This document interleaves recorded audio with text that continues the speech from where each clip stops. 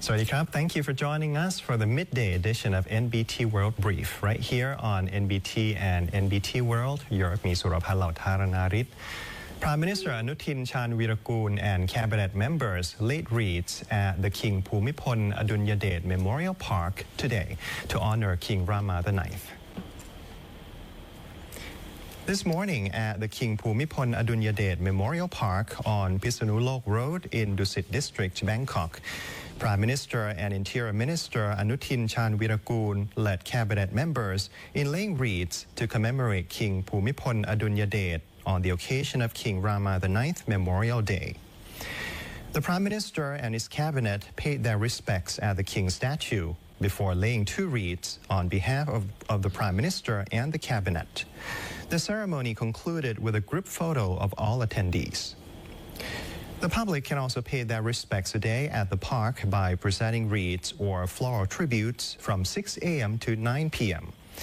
Visitors are asked to bring their own offerings, and the Bureau of the Royal Household has arranged a designated area to ensure the ceremony remains orderly and respectful. The First Army area has reported that Thai forces continue to maintain positions along the border in accordance with a gradual escalation plan.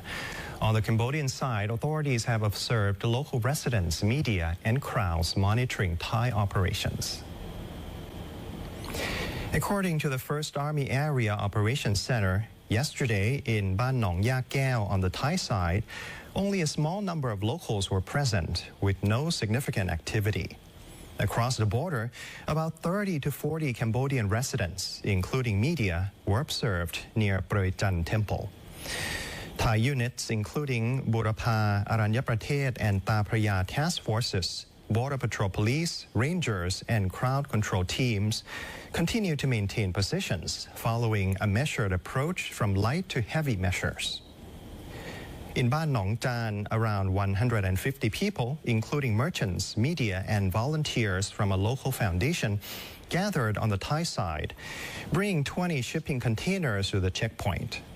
On the Cambodian side, about 30 to 40 people, including civilians, media, and security personnel, monitored Thai movements. The Cambodian side deployed a temporary observer team, or IOT, to villages, including Chok Choi and BRIEF13, to inspect Thai loudspeaker use, citing psychological intimidation and disturbance.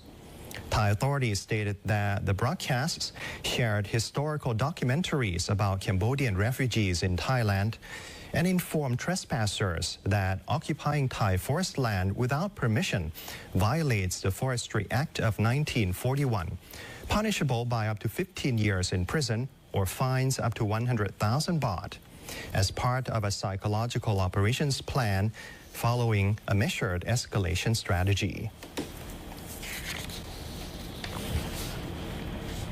Flooding continues across 17 provinces in Thailand, with water levels stabilizing upstream and downstream of Chao Phraya Dam. Authorities are monitoring damaged levees and seepage points, while more rainfall is expected later this week. Heavy rain in Bangkok on Sunday caused street flooding in several areas, including Phet Kasem, Bantat Thong, Chareun Krung, Yawarat, Ratchawong, Luang Pheng, Annut, and Lat Krabang, especially at Suk Saman intersection. Water levels have since returned to normal after overnight drainage efforts. Bangkok Governor Chacha Sithipan visited Yawarat, reporting rainfall of around 90 millimeters in Thonburi and 80 millimeters in Sampantawong and Pamprap Satrupai districts. He confirmed that water has receded, but warned more rain is expected.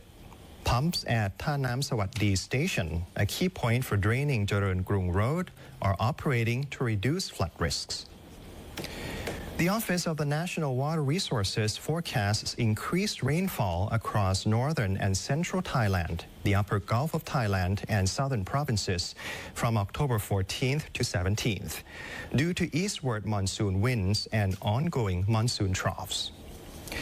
Dam levels are at 85% capacity, with Phumipol, Sirikit, Khwaen Noi Bamrung Dan, Pasak Cholasit, and Chao Phraya dams continuing controlled releases to minimize downstream impacts. Water levels downstream of the dams, including in Nakhon Sawan, Singburi, Ang Thong, and Ayutthaya, remain stable or have slightly decreased.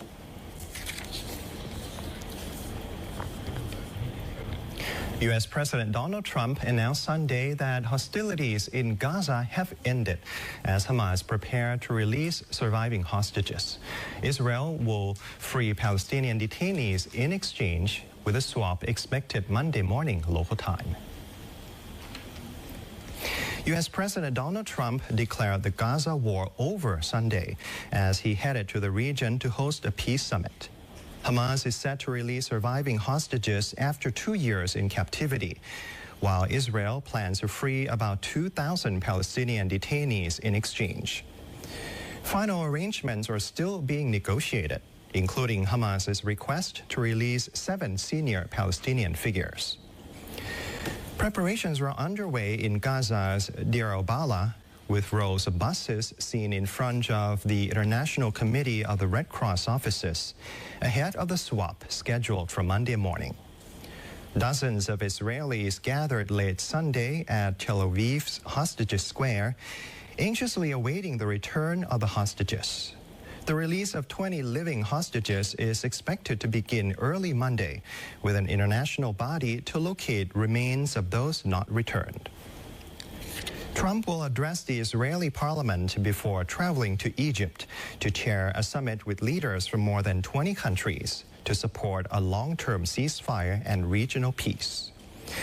Israeli officials, including Prime Minister Benjamin Netanyahu and military leaders, claim victory but caution that the fight is not fully over. Aid distribution in Gaza remains chaotic, and residents fear renewed violence. Under the proposed plan, Israel will partially withdraw from Gaza, replaced by a multinational force, while Hamas retains its weapons but will step back from governance. Once again, the Philippines and China have clashed at sea near disputed islands in the South China Sea. Both sides have blamed each other for the incident. The Philippines and China have blamed each other for a maritime confrontation near disputed islands in the South China Sea. According to a statement from the Philippine Coast Guard, a Chinese Coast Guard vessel sprayed high-pressure water at the BRP Datu Pakbaya, a Philippine National Fisheries Authority patrol boat, while it was anchored near Thitu Island, part of the Spratly Islands.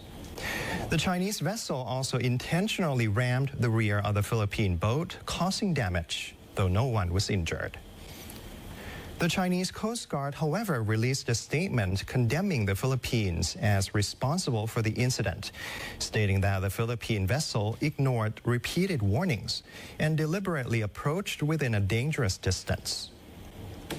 Philippine and Chinese vessels have faced multiple confrontations in recent years, particularly around Scarborough Shoal and other areas of the South China Sea. China claims nearly the entire sea, overlapping with territories claimed by Brunei, Indonesia, Malaysia, Vietnam, Taiwan, and the Philippines. And that wraps up our midday edition of NBT World Brief. Stay updated with the latest developments right here on NBT and NBT World. For more stories, you can simply scan the QR code on your screen to access our full coverage across all media platforms. Until next time, สวัสดีครับ